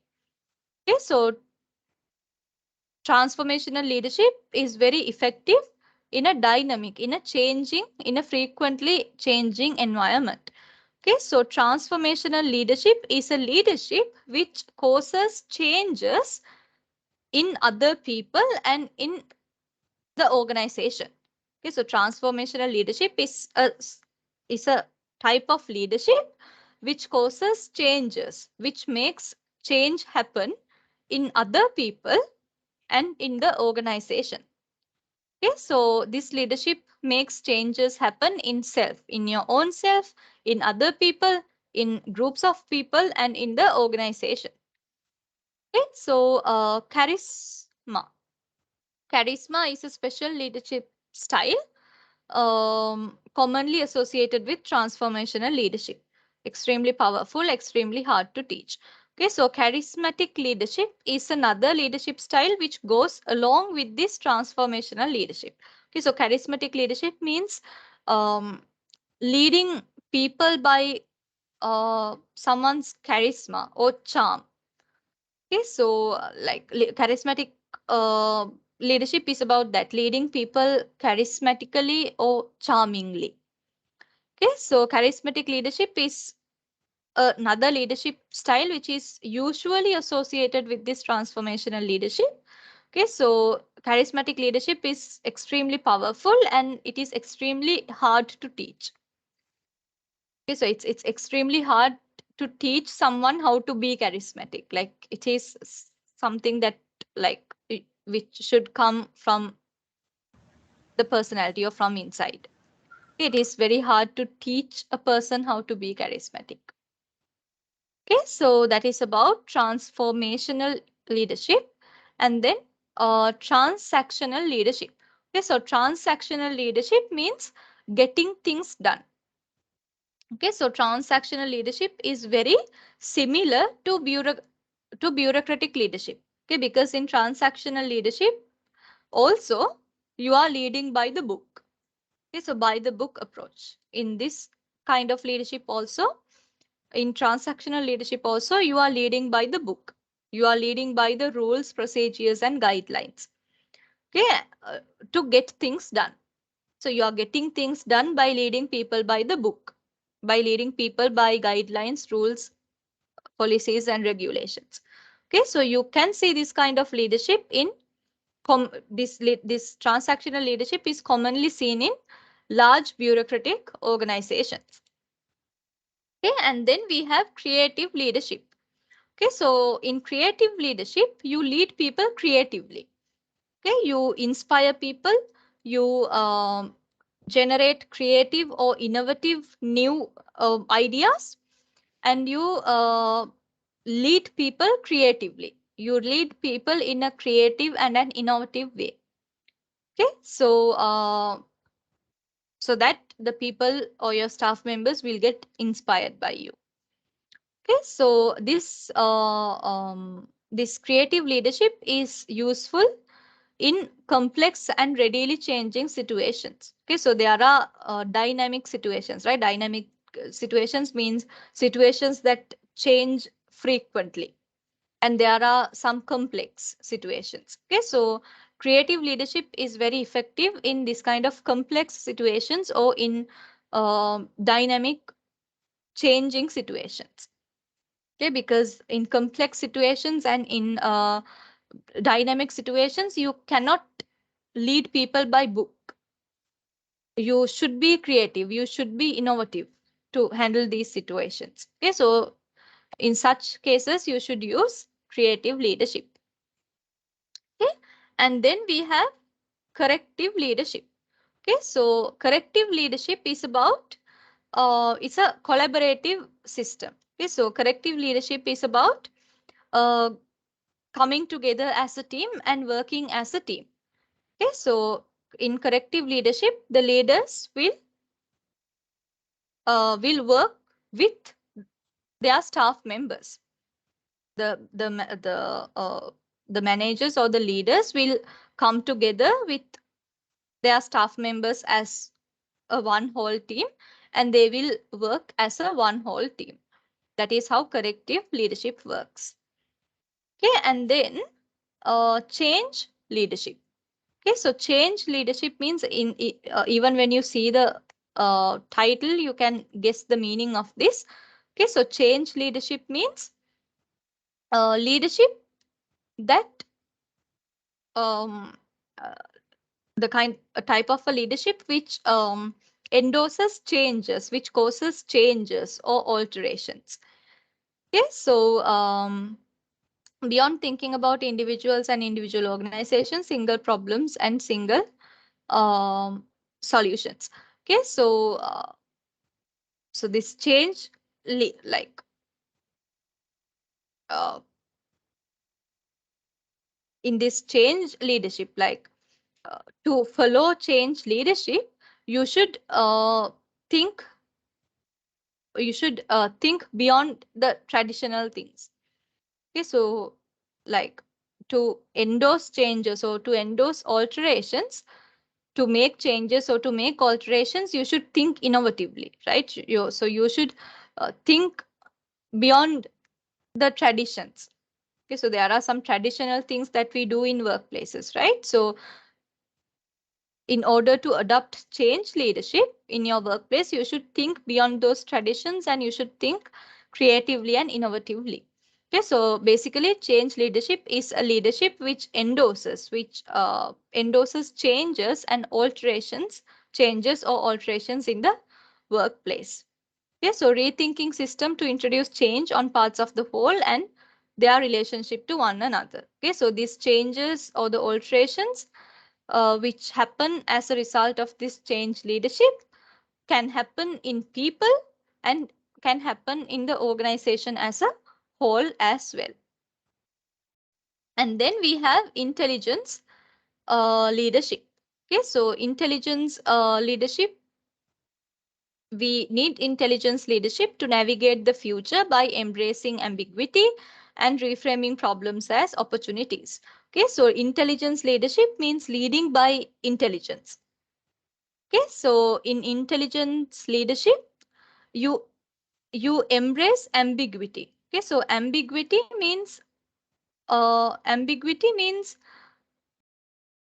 not being sure.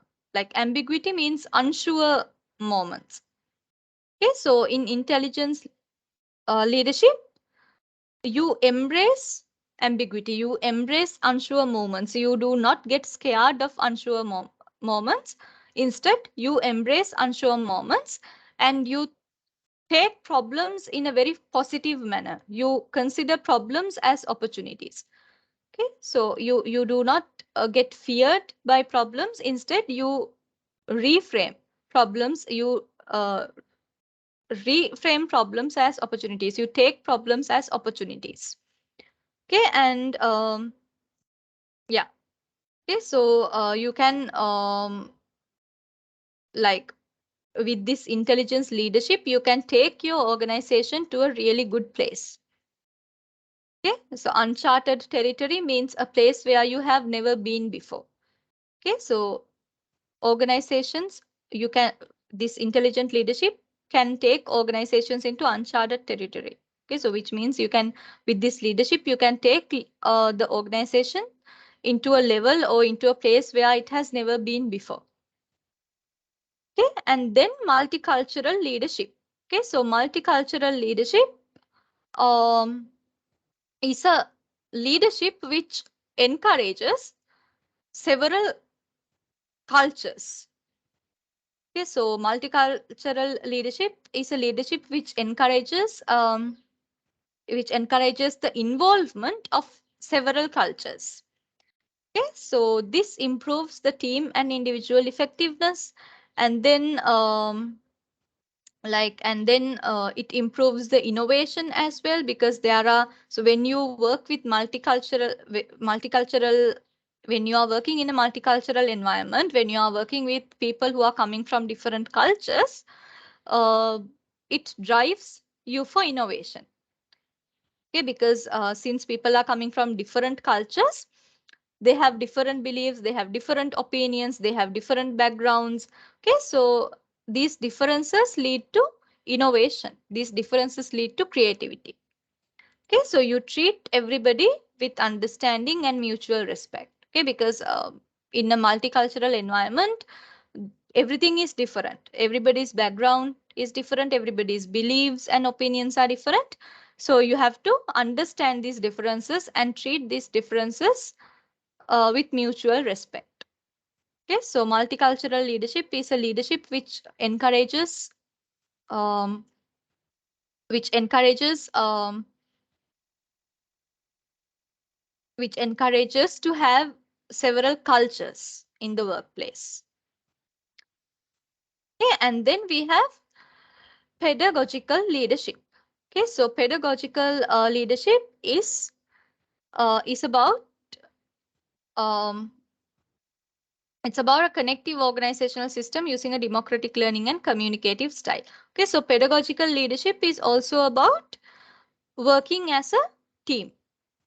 Okay, pedagogical leadership is a style it's a leadership style which encourages teamwork. Okay, so in here also managers and all the other employees come together as a team and they work uh, collectively and they work collaboratively as a one whole team. Okay, so this pedagogical leadership is very important. Like this pedagogical leadership will improve people's learning and intellectual growth. Okay, because this leadership style is about team working, right? So when you work as a team, it improves your learning and intellectual growth. Okay, and then servant leadership. Okay, so in servant leadership, the leader or the manager is behaving as a servant. Okay, so here what happens is leaders put the needs of their followers first and their needs after that. Okay, so here in servant leadership, the leader is acting as a servant. Okay, so like if you, let's forget about the servant leaders. Okay, so if you consider a servant always puts other people's needs first, right? They do not prioritize their own needs. They always prioritize the other people's. I mean, if there is a servant, if there is a servant working in a certain family, so that servant will prioritize that family's needs first, right? They like the servant will always serve the family first and then they consider themselves secondly, right? So a servant always put the other people's needs first. They consider themselves after that, secondly. Okay, so in servant leadership also what happens is the leader is behaving as a servant. Okay, so the leader put their needs and requirements aside and they consider the needs of their followers first. Okay, so they consider the needs and requirements of their followers first. That is how the servant leadership works. Okay, and that is why this leadership is called servant leadership, because the leaders prioritize their followers' needs first. They put them self they put themselves aside, they put themselves aside and they do not prioritize their own needs. Instead, they prioritize their followers' needs first. Okay, so they put their followers' needs first. They serve for their followers first. Okay, so that is why it's called servant leadership. Okay, and then we have something called bridging leadership. Okay, so bridging leadership is about making people come together. Okay, so if you take a bridge, like if you look at this picture also, you can see there is a small bridge between these two mountains. So this bridge basically connects these two mountains, right? And these two ladies who are standing here, so they can, by using this bridge, they can reach out to each other, right? So this let me see. So this lady can come here, or else this lady can come here. Okay, so they can reach out to each other with this bridge. Okay, so bridging leadership is something like that. Okay, so bridging leadership is a leadership which encourages people to come together, which allows people to reach out to one another, to come together. Okay, so that is how bridging leadership works. Okay, so to make this leadership work, you should have really good communication skills, because you need really good communication skills to allow people to come together, right? To allow people to reach out to one another, you should have to connect people to one another. You should have really good communication skills. Okay, so to follow this leadership, you should have really good communication skills, because how do you connect people? Through communication. Okay, so you should have effective communication skills for this kind of a leadership style. Okay, and then purposeful leadership. Okay, so purposeful leadership is when you lead your team for a certain purpose. Like you lead your staff members, you lead your you lead your staff members or lead your team for a certain purpose. Okay, so this is called purposeful leadership. Okay, as the name itself, this is a leadership which is purpose driven. It's a purpose driven leadership. You lead a group of people or you guide them for a certain purpose. Okay, so that is called purposeful leadership. Okay, so guys, those are the other unpopular leadership styles. Okay, so there are 4 basic leadership styles which are very popular, and other than that, there are several unpopular leadership styles as well.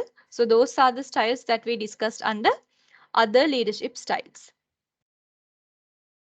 Okay, so now in conclusion, um, there are some factors that influence which leadership style to use. Okay, so yeah.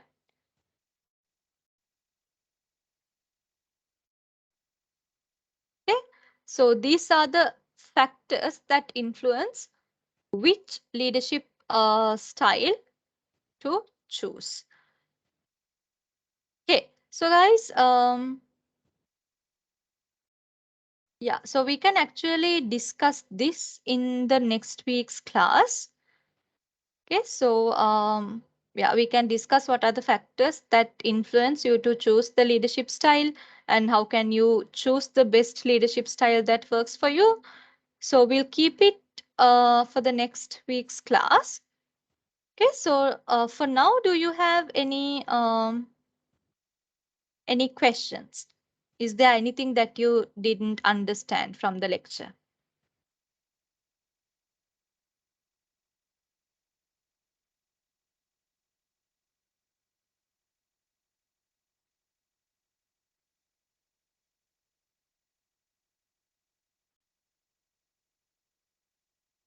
Okay, so if you have any questions.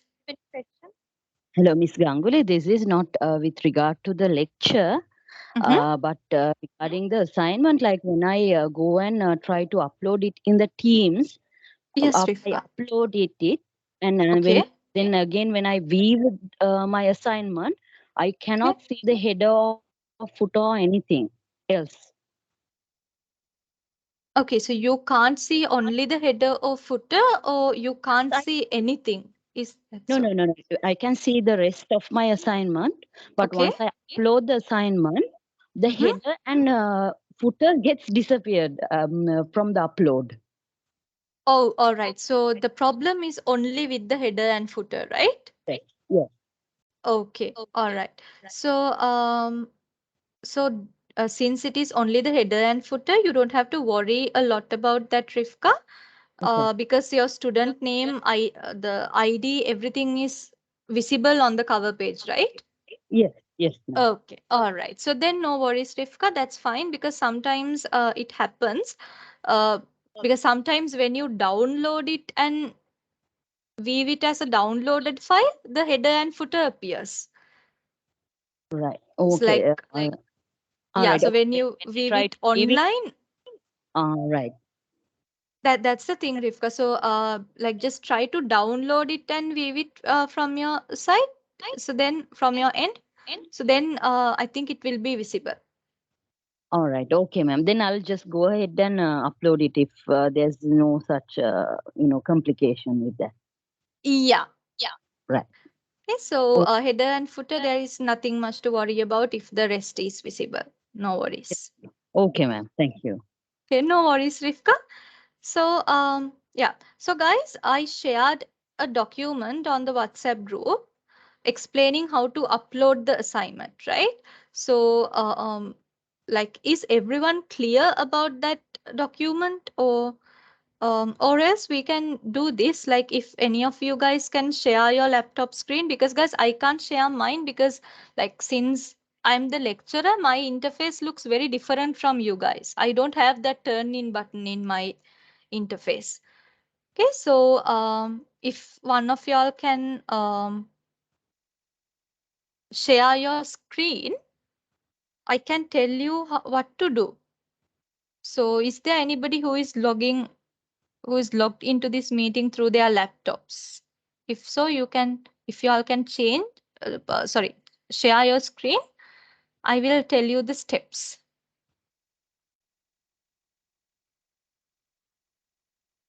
Yes, Miss. What? How can I help you?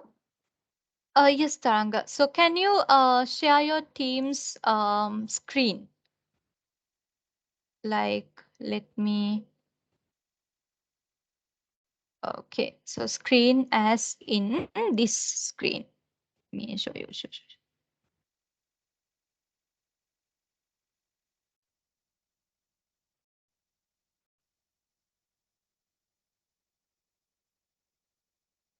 Done. This is close. Yeah, so if you can share this screen. Okay, Miss. Okay, so I will stop sharing so you can share the all teams screen.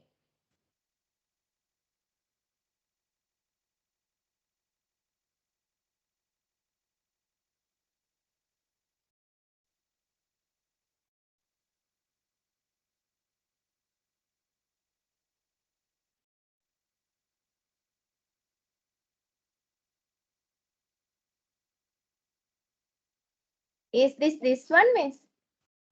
Uh, yes, this is the meeting. No, Taranga, can you get into that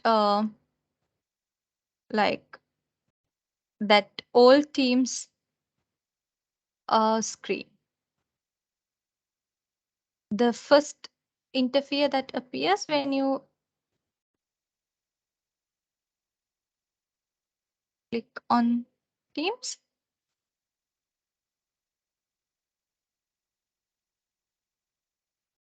So when you click on Teams, it seems like it directs you, I mean, it directs you straight away to this meeting, ne?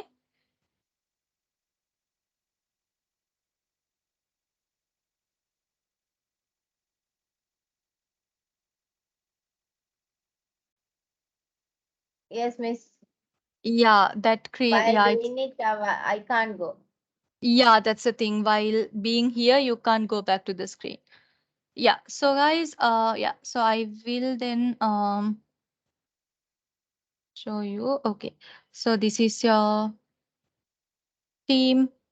Okay, so click on your team and then like you should go to the assignments. Okay, so all the instructions are there in that document that I shared with you guys on the WhatsApp group on how to submit the assignment. And once you go into the assignments tab, you have to select the correct assignment. Okay, so here this one is this is my assignment 1, communication in the caring professions. Okay, so you have to click on it. Okay, and then so under your name you should attach your assignment. And then guys, please make sure to click on that turn in button. Okay, so like make sure to click on that turn in button. There is a turn in button, a purple button. Please make sure to click on that, because otherwise if you attach the assignment and forgot to click on the turn in button, the assignment will not be turned in. So it will look like you haven't submitted it. So I will not get your assignment if you do not click on that turn in button. Okay, so do not forget to click it, because sometimes students, they attach the file but they forget to click on the turn in button. Okay, so please make sure to click on the turn in button. Attach the work and click on turn in. Okay, so yeah, so guys, that's how it happens. So you can refer that link that I shared on the WhatsApp group on how to submit it. Okay, all right. So guys, yeah, so that's about the assignment submission. And also guys, like, so the assignment submission date is 21st, right? So 21st, 11:59 p.m. Okay, so guys, do not wait until the last minute, because this system closes after 11:59. Okay, so like 11:59 and 1 second which among this portal will close. Okay, so then you will not be able to upload. And 11:59 kila 11:58 වෙනකන් ඉන්නත් එපා upload කරන්න, because since this is an upload, according to your internet speed, the uploading will also take some time. Okay, so like for safety 11:30-35 වෙද්දිවත් try to upload your assignment. Do not wait until the last minute, because it's a risk. Okay, so because the portal closes at 11:59, and the uploading will also take some time according to your internet speed. Okay, so do not submit assignments at around 11:57, 58, 55, 56. So instead of that, submit the assignment at least by 11:30 or 35. Okay, so even if something goes wrong, network issue එකක් තිබ්බත්, you have 10-15 minutes to solve it now. Okay, so do not wait until the last minute. Get it submitted at least by 11:30 or 35. Okay, so guys, are there any questions about the assignment or about the lecture that we did today?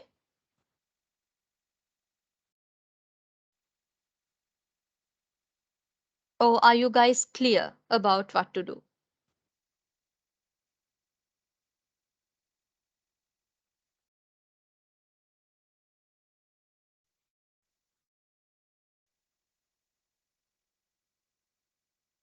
Yes, guys. Clear. All right. Clear now. All right. Okay, so guys, then yeah, since it's clear, since there are no questions about the lecture or about the assignment, I will end the session now. So you can, as usual, you can see the lecture note in the WhatsApp group, and I will upload it to the class notebook as well. Okay, so guys, make sure, do not forget to submit your assignment on 21st. Okay, so yeah, submit your assignment on 21st, and if you have any issues with the assignment, you can contact me anytime. Okay, so guys, I will end the session now. I will see you guys again in the next week. Okay, have a nice weekend, guys. Have a nice week ahead. You too, ma'am. Thank you. Miss. No worries, guys. Thank you very much. No worries, guys. Have a nice day. Bye-bye. Bye. Thank you again. No worries.